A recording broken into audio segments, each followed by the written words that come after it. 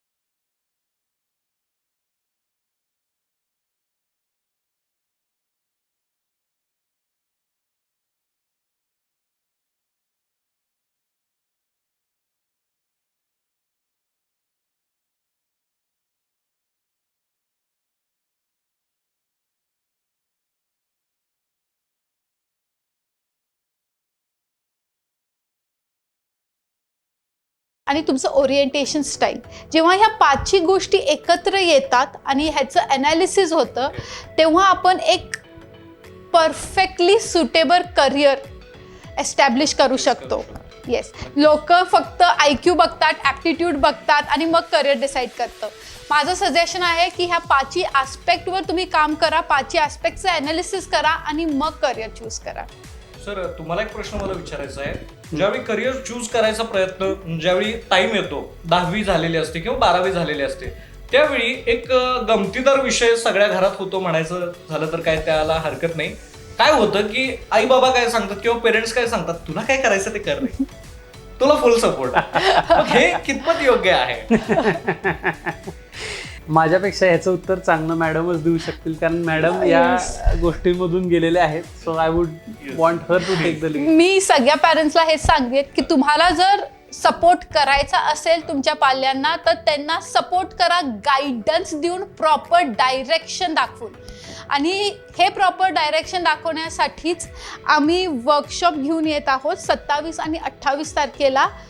8वीच्या पुढचे जेवढे काही स्टुडंट्स आहेत त्या सगळ्यांसाठी करिअर वर्कशॉप 1 डे, ज्यामध्ये तुम्हाला कम्प्लीट गायडन्स मिळणार आहे की कसा तुमचा स्वॉट ॲनालिसिस करायचा, तुमचे टॅलेंट्स कसे ओळखायचे.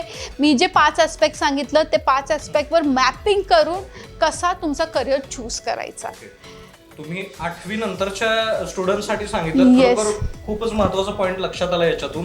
10वी झाली आता चूज करा, 12वी झाली आता चूज करा. गडबड न करता 1-2 वर्ष आधीपासूनच अनालिसिस Yes. केलं आणि आपण जर पहिल्यांदाच Yes. त्या विद्यार्थ्याच्या आपण डोक्यामध्ये त्या सगळ्या गोष्टी आपण फिक्स केल्या तर नक्कीच नंतर एफर्टलेसली सगळ्या गोष्टी होऊ शकतात असं व्हेरी म्हणायला ट्रू. काही हरकत नाही. येस. तर सर अजून एक प्रश्न मनामध्ये येतोय की बऱ्याच ठिकाणी जिथे इन्स्टिट्यूट्स आहेत, ओके, इन्स्टिट्यूट्स मधनं लोक सल्ला घेतात की मी माझ्या मुलाला मी हे सजेस्ट करू का किंवा हे करिअर चूज करायला लावू का, किंवा पालक मंडळी सुद्धा असतात, रिलेटिव्ह सुद्धा असतात, हे सांगतात.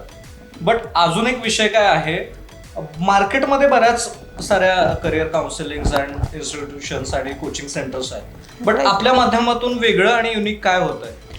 ओके, सो 2-3 USPs आहेत आपले. पहिला सगळ्यात मोठा USP की बाकीच्या जागेला पर्सनॅलिटी, इंटरेस्ट, ॲप्टिट्यूड हे सगळीच बघतात, पण इमोशनल कोशंट हे इग्नोर होत आहे कुठं ना कुठं तरी. म्हणजे करिअरचा आणि EQचा काय संबंध आहे असा लोक विचार करतात. बट जर आपला EQ करिअरसोबत मॅप होत नसेल than it can be a really stressful career, आणि ह्याचा लोक विचार करत नाही. मी माझ्या ॲनालिसिसमध्ये EQ तेवढाच इम्पॉर्टंटली कन्सिडर करते आणि त्याचा ॲनालिसिस करते. बिकॉज करिअर म्हणजे कुणासाठी नाही, मोस्ट ऑफ लोकांसाठी, मुलांसाठी एक स्वप्न म्हणजे स्वप्न असतं. सगळ्यांसाठीच असतं. आणि त्याला इमोशनल जर काही टच नसेल किंवा बॅकग्राऊंड नसेल तर मग त्याला काही अर्थ नाही. हां, नाही, इमोशनल बॅकग्राऊंड नाही. EQमध्ये मी इमोशनल बॅकग्राऊंड नाही टेस्ट करत. EQमध्ये आम्ही हे बघतो की जे करिअर तुम्हाला आम्ही सजेस्ट करणार आहे त्या करिअरसाठी लागणारा इमोशनल कोशंट सगळ्या करिअरसाठी वेगवेगळा EQ लागतो. सो जो 5 ॲस्पेक्ट टेस्ट होतात, फक्त IQ टेस्ट होत नाही. आणि माझ्याकडे जो रिपोर्ट जनरेट होतो तो इतका डिटेल्ड रिपोर्ट आहे की त्यामध्ये तुम्हाला तुमच्या बाळाचं पूर्ण ते म्हणतात ना स्कॅनिंग करून येतं, त्याची पूर्ण कुंडलीच निघते, यू कॅन से दॅट. आणि ऑलमोस्ट 30 to 32 पेजेसचा हा रिपोर्ट होतो. सो एवढा इन डिटेल आम्ही स्टडी करतो. तर हा झाला स्टुडंटचा भाग. Yes. मग जर जे नवीन एंटरप्रेन्योर्स आहेत, जे नवीन काहीतरी उद्योग त्यांनी सुरू केलाय किंवा सुरू करायचा आहे, काही लोकांनी अजून काही बिझनेसेस सुरू केलेले आहेत, त्यांना काही प्रॉब्लेम्स येतात, काही नवीन लेव्हलअप करायचं असतं त्याच्यामध्ये, तर त्यामध्ये तुम्ही कशा पद्धतीनं या कॅटेगरीला गाईड करता? तर आता प्रत्येक उद्योजकाला माहीत असतं की माझ्याकडे हे प्रॉब्लेम्स आहेत, मी खूप साऱ्या गोष्टी करून बसलोय. आणि काय होतं, जेव्हा एखादी गोष्ट आपल्या इतक्या जवळ असते तेव्हा आपल्याला त्यातले प्रॉब्लेम्स दिसत नाहीत. थोडंसं डिस्टन्स जर आपण घेतलं, थोडासा त्याला लांब ठेवल्यानंतर आपल्याला प्रॉब्लेम्स दिसू शकतात. एखादा तिसरा व्यक्तीच सांगू शकतो की तुझ्याकडे हे कमी आहे. म्हणजे सर ह्याला कसं आपण एलाबोरेट करू शकतो? करेक्ट. जसं मला माझ्यातले दोष बघायचे असतील तर मी नाही बघू शकत, त्याला दुसऱ्या व्यक्तीने सांगायला पाहिजे, तिसऱ्या व्यक्तीने सांगायला पाहिजे. तसं बिझनेसमध्ये मी रोजच गेल्यामुळं मला जे सगळं चालू आहे ते योग्यच वाटत असतं. ओके, सतत तेच दिसते, त्यामुळे तेच योग्य वाटते. त्यामुळे ते तिसऱ्या व्यक्तीने बघितल्यानंतर मी काय करू शकतो किंवा माझ्याकडे पोटेन्शियल काय आहे हे त्या उद्योजकांना त्याची जाणीव करून देणं हे माझं काम आहे. आणि तिसरा व्यक्ती म्हणल्यावरती इथं कुठल्या तरी मोटिवेटरची आणि चांगल्या काउन्सिलरची गरज आहे असं वाटतंय. That is right. Correct, absolutely on point. तर सर आता आपलं कोल्हापूरमध्ये या संदर्भातलं वर्कशॉप होणार आहे, जे की एम्प्लॉईज मॅनेजमेंट, HR आणि या कॅटेगरीतल्या लोकांसाठी असणार आहे. तर त्या वर्कशॉप बद्दल जर सांगा. आता याच्यामध्ये कसं आहे, ज्याही उद्योजकांना आम्ही भेटतो, सर आम्हाला माणसं मिळत नाहीत, हा एक कॉमन प्रॉब्लेम झालेला आहे. आणि मिळाली तर ती टिकत नाही. तो प्रॉब्लेम आहेच की टिकत सुद्धा नाही. मग याच्यावरतीच काहीतरी करायचं असा आमचा विचार चालू झाला. एक साधारण 2 ते 3 महिन्यापूर्वी आम्ही याच्यावरती स्टडी करायला चालू केला. जे ऑलरेडी मोठमोठे उद्योजक आहेत त्यांचे इंटरव्ह्यूज घेतले. या सगळ्या गोष्टी केल्यानंतर आम्ही एक प्रोग्राम डिव्हाइस केला आणि त्या प्रोग्राममध्ये आम्हाला असं रिअलाइज झालं की काय करू शकतो. तर ह्या प्रोग्राममध्ये आता पहिल्यांदा ह्याची मी नीड काय हे पण सांगतो. एका उद्योजकाचं काम आहे बाहेर जाऊन बिझनेस आणणे. तुमचा बिझनेसला ऑर्डर्स मिळव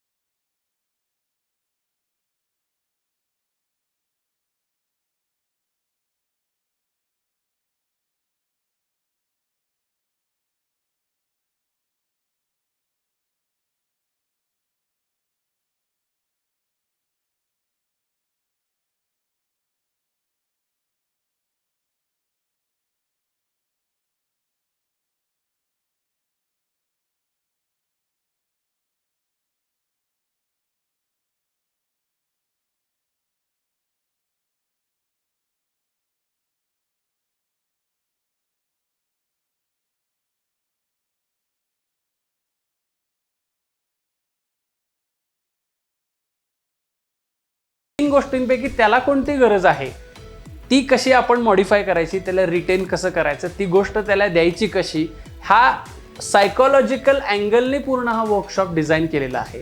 प्लस त्याची salary structure, incentive structure, bonus structure कसे असायला पाहिजेत आणि मग तो एम्प्लॉई कसा टिकून राहील, तो आपल्या ग्रोथचा भाग कसा होईल आणि त्याला कसा बनवायचा आहे, यासाठीचं हे अगदी इसेन्शियल वर्कशॉप उद्योजकांसाठी आणि मोठी इंडस्ट्री असेल तर त्याच्या HR साठी आहे, कारण हा त्यांच्या KRAचा भाग आहे. नक्कीच. अजून एक महत्त्वाचा मुद्दा सरांनी सांगितला की तो एम्प्लॉय टिकणं जितकं गरजेचं आहे तितकंच गरजेचं तो एम्प्लॉय आपल्या कंपनीच्या ग्रोथचा भाग होणं सुद्धा तितकं महत्त्वाचं आहे.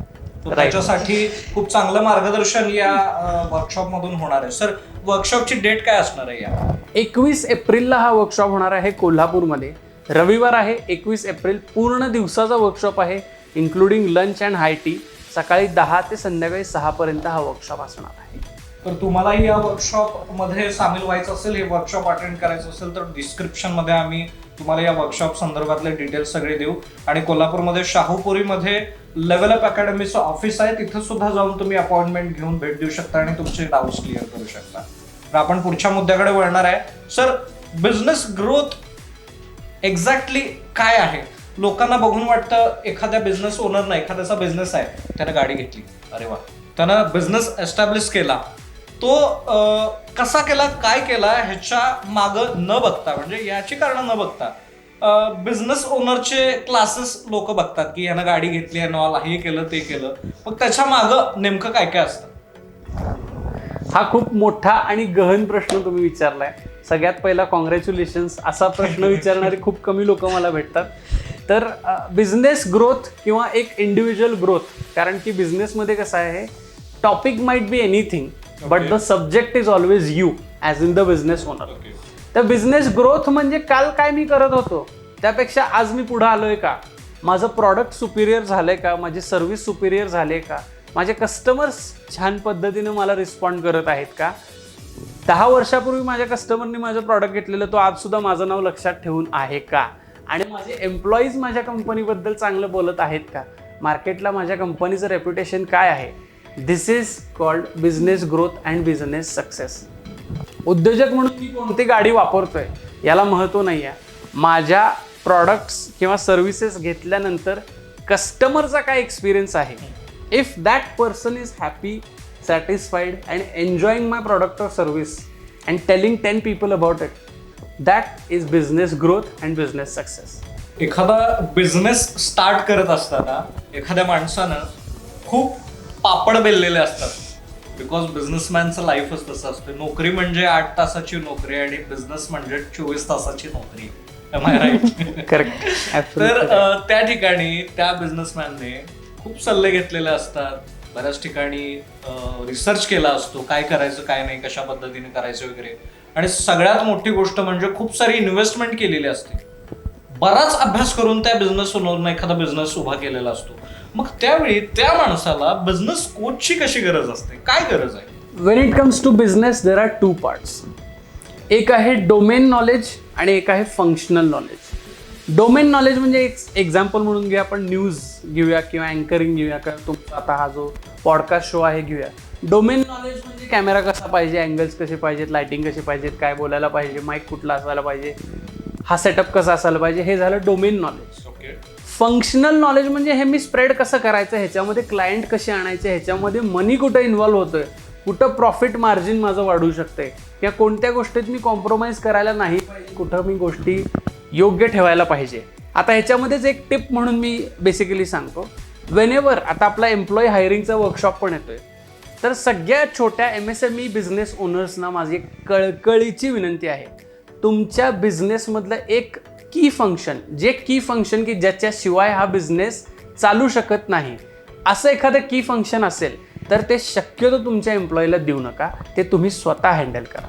काय होतं ते तुम्ही तुमच्या एम्प्लॉईला देता, तो ते की फंक्शन शिकून घेतो आणि दुसरा बिझनेस स्टार्ट करतो, तुम्हीच तुमच्या कॉम्पिटिटरला जन्माला घालता.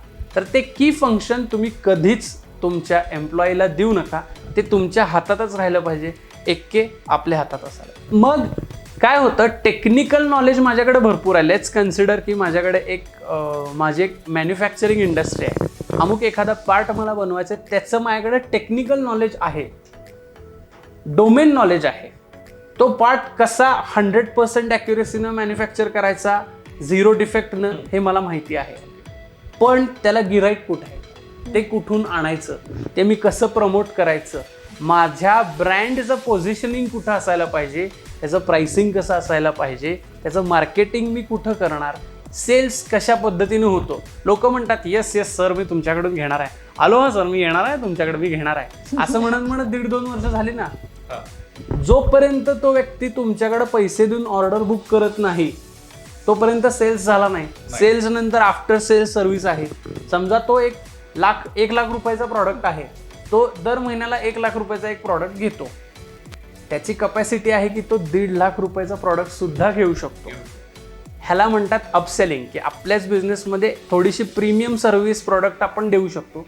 ते सुद्धा लोकांना शिकवायला लागतं की चांगली एक बिझनेसची चांगली एक आपली स्वतःची चांगली कंपनी सुरू आहे, पण त्याच्यामध्ये चांगला कॅश फ्लो कसा असायला पाहिजे, प्रीमियम लेवलला कस्टमर्स कसे आणायचे, याचं ट्रेनिंग आम्ही देतो. आणि ह्यासाठी कोचेसची गरज आहे. बिझनेसमध्ये आज सक्सेसफुल तुम्हाला व्हायचं असेल तर आपल्या टर्म्सवर, आपल्या किमतीवर ज्याला बिझनेस करता आला तो बिझनेस ओनर सक्सेसफुल. आणि ह्या 2 गोष्टी करण्यासाठी तुम्हाला कोचची नक्कीच गरज आहे. शुअरली, कारण बिझनेस हा आपल्या टर्म्स वरती व्हायला पाहिजे. ही गोष्ट मी खूप मार्केटमध्ये ऐकलेली आहे. अजून एक प्रश्न मनामध्ये येतोय की ज्या पद्धतीनं मी बऱ्याच ठिकाणी आधी जिथं काम केलंय, बऱ्याच ठिकाणी काम केलंय, तिथं ऐकलंय की एम्प्लॉईजची तक्रार असते की आम्हाला आमच्या HR कडून किंवा ओनर कडून, बॉस कडून किंवा सिनियर्स कडून म्हणावा तितका सपोर्ट मिळत नाहीये. मग ज्या पद्धतीनं एम्प्लॉईजना सिनियर्सचा सपोर्ट लागतो, तसंच बॉसना सुद्धा एम्प्लॉईजचा स्ट्रॉंग सपोर्ट असणं किती इम्पॉर्टंट आहे. आता आपण करवीर नगरीमध्ये बसलेलो आहोत आणि ह्याचं एक परफेक्ट एक्झाम्पल मी तुम्हाला देणार आहे. करवीरच्या नगरीत आपण पन्हाळा गडावर गेल्यानंतर तिथं एक एम्प्लॉईज म्हणू शकतो आपण की ज्यानं बॉसला आपल्या शेवटच्या श्वासापर्यंत असा सपोर्ट केला की इतिहास रचला गेला. आणि मी बोलतोय श्री बाजीप्रभू देशपांडे यांच्याबद्दल. जर बाजीप्रभू देशपांडे नसते आणि त्यांनी जर शिवाजी महाराजांना सांगितलं नसतं की महाराज तुम्ही फक्त जा, म्हणजे त्यांचा तो डायलॉग सुद्धा आहे की लाख मेले तरी चालतील पण लाखांचा पोशिंदा जगला पाहिजे, असा एम्प्लॉई, ही क्वालिटी असणारा एम्प्लॉई जर आपल्या ऑर्गनायझेशनमध्ये नसेल किंवा असं आपण डेव्हलप करू शकत नसू तर आपली ऑर्गनायझेशन खरंच कुठंतरी धोक्यात आहे. आणि ही जी लिडरशिप क्वालिटी आहे, शिवाजी महाराजांची ही लिडरशिप क्वालिटी आहे की त्यांनी असे हिरे शोधले, त्यांना पैलू पाडले आणि त्यांना आपल्यामध्ये सामील करून घेतलं. तर ही लिडरशिप उद्योजकाला जमली पाहिजे आणि त्या लिडरला तर त्याच्या फॉलोअर्सचा सपोर्टच नसेल तर मग तो कसला लिडर. नक्कीच. आणि इतिहास खूपच विस्तारलेला आहे. खरं तर सांगायला खूपच आनंद होतोय की अमेरिकेसारख्या युनिव्हर्सिटीजमध्ये शिवाजी द मॅनेजमेंट गुरु पुस्तकाने हा अभ्यासक्रम शिकवला. मोस्ट डेफिनेटली इतिहासातून सुद्धा आपल्याला खूप प्रबळ शक्ती मिळते आपल्याला या संदर्भातली. इतिहासाच्या पानांवरूनही आपल्याला बराच काही गायडन्स आपल्याला मिळतोय, असं म्हणायला काही हरकत नाही.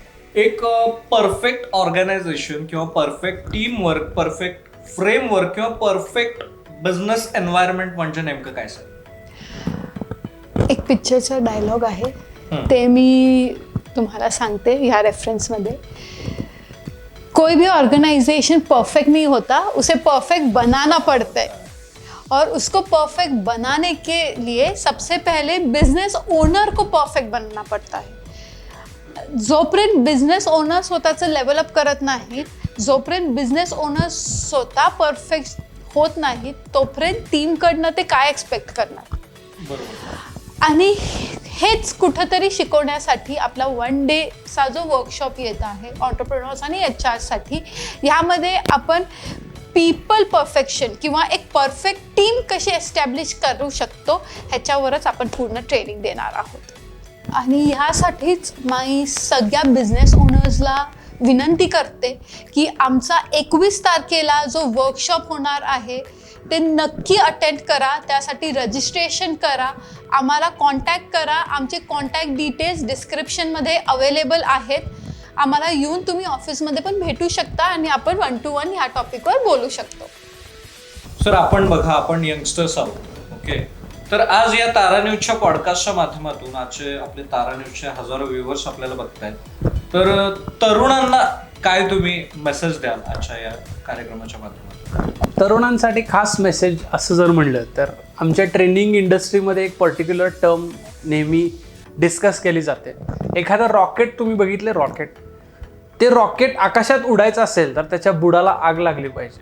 आणि हे रॉकेट म्हणजे जर तुम्ही स्वतःला कन्सिडर केलं तुमच्या करिअरमध्ये, प्रोफेशनमध्ये, लाईफमध्ये जर आकाशाला गवसणी घालायची असेल तर बुडाला आग ही लागलीच पाहिजे।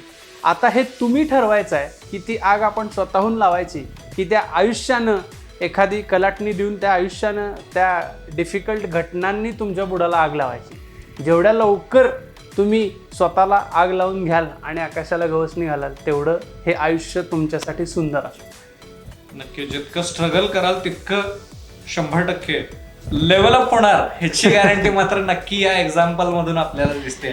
तर मॅडम मला सांगा की तुम्ही यंग मुलींना काय सांगाल? मुलींसाठी मी एकच गोष्ट सांगेन, वुमन एम्पॉवरमेंट ह्याची आपल्याला गरज नाही आहे। आपण एम्पॉवर्डच जन्माला आलेलो आहोत आणि भारतात जर तुमचा जन्म झालाय तर तुमच्या एवढं एम्पॉवर्ड ह्या जगात कोणी नाही आहे। कारण आपण अशा भूमीमध्ये जन्म घेतलाय जिथं कुठल्याही मोठ्या कार्यासाठी एका स्त्रीचीच गरज लागते। पैशासाठी महालक्ष्मीच लागते, विद्यासाठी सरस्वतीच लागते आणि पोटासाठी अन्नपूर्णाच आहे। सो वुमन एम्पॉवरमेंटची आम्हाला गरज आहे किंवा आम्हाला काहीतरी स्पेशल ट्रीटमेंटची गरज आहे असं नाही आहे। तुम्ही एम्पॉवर्ड जन्माला आलाय एवढं फक्त लक्षात ठेवा आणि त्या भावनेनं पुढे जावा। Thank you sir. इतक्या सगळ्या गोष्टी करत असतात, वर्कशॉप्स घेणार, तुम्ही कॉर्पोरेट वर्कशॉप सुद्धा, कॉर्पोरेट ट्रेनिंग सुद्धा घेतात, बऱ्याच ठिकाणी तुम्हाला बाहेर जावं लागतं। हे सगळं सर करत असताना तुम्हाला एकमेकांचा सपोर्ट कसा होतो? लेवलअपचा जो लोगो आहे ते एक शिडाचं जहाज आहे आणि ते शिडाचं जहाज यासाठीच आहे की शिडाचं जहाज आहे ना त्याच्यावरच्या प्रत्येकानं जर काम केलं नाही तर ते जहाज कुठंतरी बुडणार आहे। आणि ज्या वेळेस ते जहाज पाण्याच्या वरती जेव्हा आज तरंगते तेव्हा कधीतरी मी खूप हार्डवर्क केलेलं आहे, कधीतरी मॅडमनी खूप हार्डवर्क केलेलं आहे, आम्ही वेळोवेळी एकमेकाला सपोर्ट केलेला आहे, म्हणूनच ते तिथं आहे। Life is collaboration, understanding, sometimes taking a back step. प्रत्येक वेळी माझंच खरं असं म्हणलं तर ते पुढं पण जाऊ शकतं। युजली असं सगळी म्हणतात ना, behind every successful man is a woman, हे खूप कॉमन आहे। बट मी आज इथं बसून तुम्हाला सांगू शकते की behind every successful woman is a progressive and understanding husband. म्हणजे मला कधीही माझ्या हजबंडनी हे दाखवून दिलं नाही की तू स्त्री आहेस आणि काही गोष्टी तुझ्या लिमिटेशनच्या बाहेर आहे आणि मी एक्सपेक्ट करतो की तू घरीच बसावंस, हे करायचंस। आमचं 7 महिन्याचं बाळ पण आहे आणि त्या बाळाची रिस्पॉन्सिबिलिटी आम्ही दोघे इक्वली घेतो आणि आमच्या बिझनेसची पण रिस्पॉन्सिबिलिटी आम्ही दोघं इक्वली घेतो। ह्यांनी मला कधी ह्याची जाणीव करून दिली नाही की बाळ छोटा आहे, तू आई आहेस तर तू घरी बसायचंस आणि मी बिझनेस बघणार नाही। त्यांनी खूप इक्वली एक प्रोग्रेसिव्ह माइंडने, एक सपोर्टिव्ह माइंडने मला सपोर्ट केलं आणि त्यामुळे आज मी इथं तुमच्यासमोर बसली आहे। खूप छान, खूप खूप म्हणजे खूप छान। तर हा पॉडकास्ट खूपच आजचा आगळा वेगळा झालेला आहे, कारण खूप वेगवेगळे विषय यामध्ये निघत गेले आणि मेनली इम्पॉर्टंट सांगायचं झालं तर लेव्हल अप अकॅडमी जी आहे ती पुन्हा एकदा मी रिपीट करतो की जी लेव्हल अप अकॅडमी आहे की बिझनेस कम्युनिकेशन रिलेटेड खूप खूप कोर्सेस घेते आणि बऱ्याच संदर्भामध्ये आपल्याला यामध्ये गाईड करते. सो कोणतेही बिझनेस ओनर्स असतील किंवा स्टुडंट्स असतील ज्यांना करिअर काउन्सिलिंगची गरज आहे, बिझनेस ओनर्सना काही एम्प्लॉईज रिलेटेड अडचणी येत आहेत, तर तुम्ही त्यांच्या वर्कशॉपमध्ये नक्कीच सहभागी व्हा आणि आपल्या बिझनेसला किंवा आपल्या करिअरला, आपल्या ध्येयांना, आपल्या स्वप्नांना लेवल अप करा. Thank you so much. आज सर आणि मॅडम आपल्या Thank you. तारा न्यूजच्या स्टुडिओमध्ये आलात आणि खूप खूप चांगल्या पद्धतीनं, वेगळ्या पद्धतीनं आज खूप छान माहिती दिली. त्याबद्दल तारा न्यूजच्या संपूर्ण टीमकडून तुमचे खूप खूप आभार. थँक्यू आम्हाला ही संधी Thank you so दिल्याबद्दल. much. तर पुन्हा एकदा आपण अशाच एका विषयासोबत, नवीन विषयासोबत, नवीन पॉडकास्टमध्ये भेटणार आहोत. तोपर्यंत पाहत राहा तारा न्यूज. धन्यवाद.